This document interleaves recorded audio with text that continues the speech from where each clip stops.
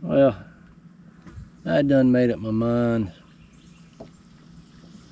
that I did need to do something different when it came to coming out here fishing, instead of just coming out here to fish to escape everything and, you know, just take the easy way out from life stuff and, you know, things that are difficult to face. You know, come out here and actually do something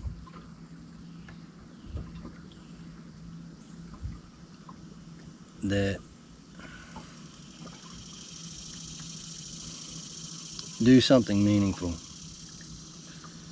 not just for my personal life, but, you know, share it, because that's what we're supposed to do. And, you know, I didn't plan this. I just opened this book, and you know, I've got a lot of things circled, underlined, highlighted, etc. But there were some pages that were folded, and I didn't do it. It just happened. But I opened it and was like, you know, I know what I'm supposed to read. I will read. And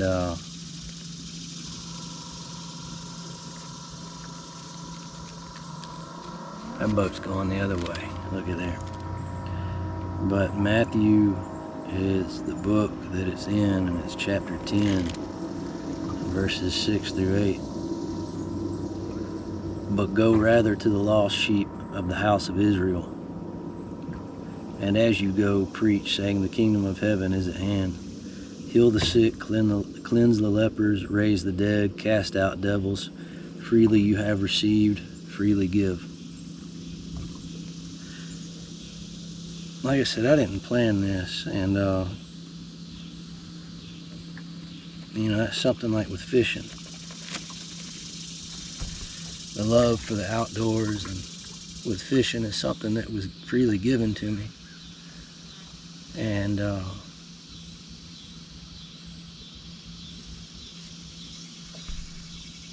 I've spent my whole life, as soon as I could get turned loose with a BB gun, you know, I was in the woods. We always lived out in the country, in the woods, with land. And I stayed in it.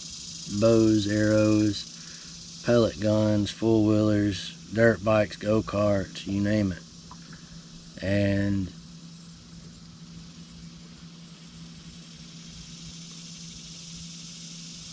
as I got older, I kind of realized that, you know, we're given things, and what we're given we should freely share with no expectation of anything in return. And that's like with fishing, with hunting, you know, anything. For me, it's, you know, my passions are the outdoors. And, you know, I have a heart for the hurting. I don't like to see people in pain and hurting. I've always felt things deeply and been sensitive to a lot of things. And, you know, growing up, the male figures in my life were, you know, what you would call real tough guys. But they had to be. They grew up in a time where nobody was going to cater to it, so they didn't really have a choice. And I've had to learn the hard way that, you know, that just doesn't work for me. Suck it up, go on. It just doesn't work for me. You know, you got to face it, feel it, you know, go through it. And used to cover it up with drugs, alcohol, women, really heavily. And to the point that it almost took my life. I almost took my own life.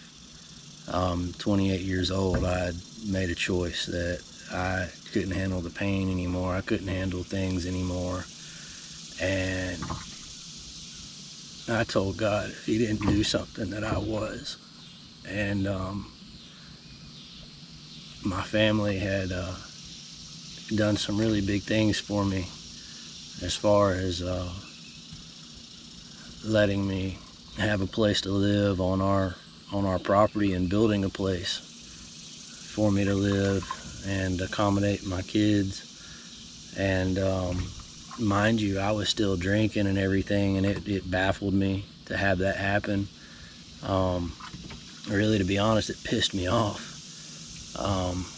because, you know, shame and guilt, it's like, I don't deserve this at all. Why would you do this?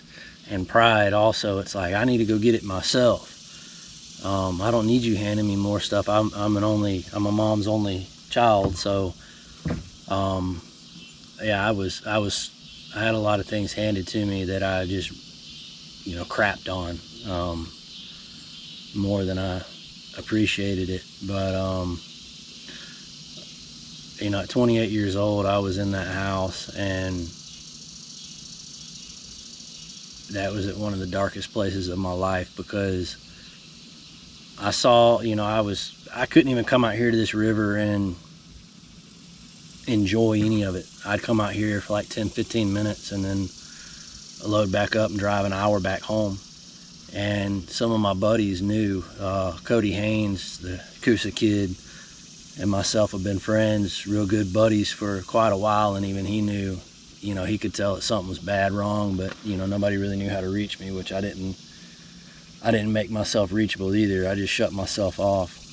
But I'd gotten to a place in my life that I was just done, and I told God straight up, you do something or I'm going to do something. And he did do something, and that was August the 7th of 2018 that he did do something. And he used people to do it.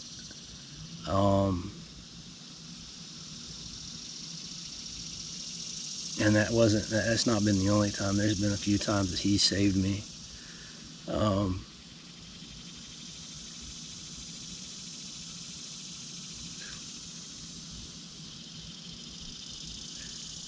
And one of the most monumental things that I've ever done was I just asked him to become real.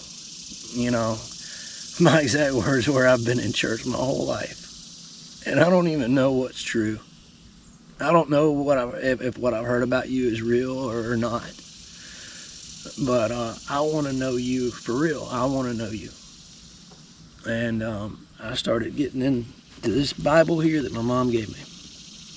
And I started reading it, and I didn't, you know, I tried to read it before and I didn't understand it.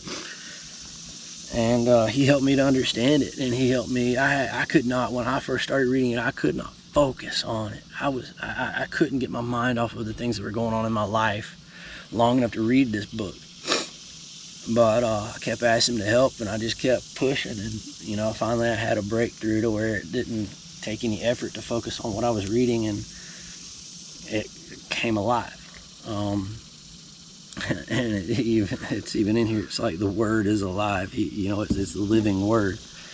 And to see it just come to life and see where it's been, see where he's just been present in life, not just bits and pieces, not just here and there, but in every aspect of my life. That's what made the change. I didn't look at it as like, oh, I got all these rules. I looked at it as, you know what? Knowing who you are motivates me to want to be who you created me to be. Help me be who you created me to be. And I'd love to say that, you know, oh, it just, you know, is poof the magic wand, but it's just not that simple. It takes a choice every day, because we got free will every single day to live like hell or to live the way that we were intended to. And I know plenty of people that could look at me and be like, man, you've been back, forth, up and down, left, right, inside out. It's been my story, you know. A lot of prodigal son stuff.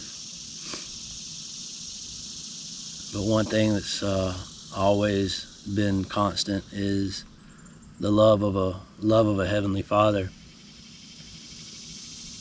has never changed, and He has made it clear in His own way that I would receive it and know that it was from Him, that I have a heart for Him. Regardless of how much I try to hide it or keep it away from people, it comes out. And it doesn't make a person weak, because you cannot be weak and have a big sensitive heart in this world, because this world tries its dangest to knock it out of you.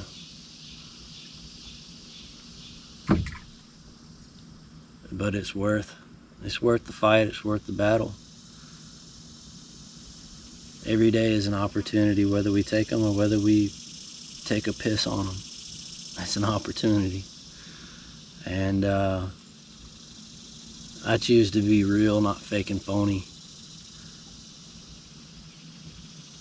This world has too many cookie cutter people on it, you know.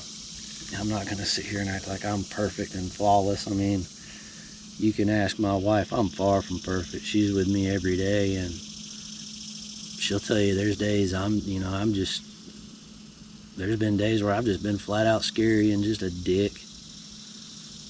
And I don't say that boastfully and proudly. I just say that being real, that it takes choices every day to deny yourself how you feel, how you justify things, what you think is fair,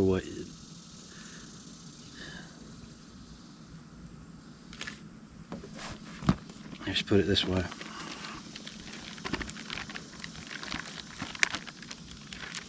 I don't know how much of the writing in it, as far as like underlined, and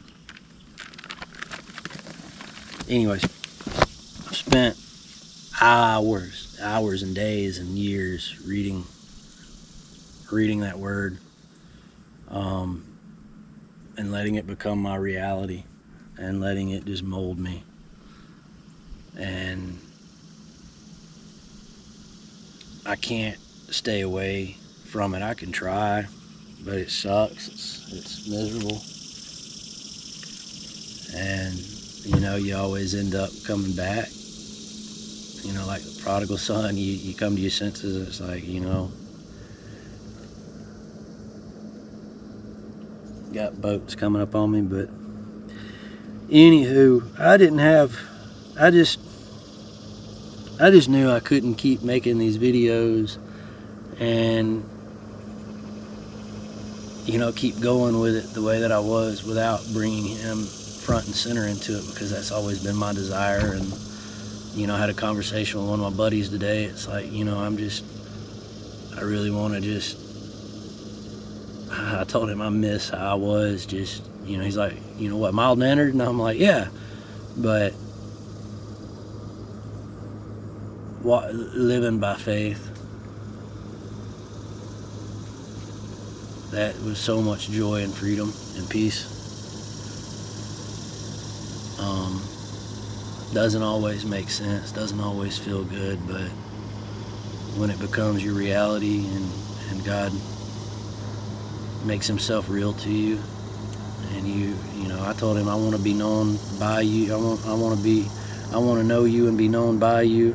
I've had many conversations with him, but the first initial one was become real to me, because I want to know you for real, and I'm not sure what I know about you is for real. But I'm going to do some fishing. I'm at my first spot, and I'm going to do some fishing. And, one thing that comes to mind with a lot of the motivation with this stuff is, Jesus said, follow me and I will make you fishers of men. And He sure does have a heart for people that have a passion for fishing. Being a handful of the disciples were fishermen. So, surrender looks different in all kinds of ways. What we love, we ought to surrender it to Him. Let Him use it.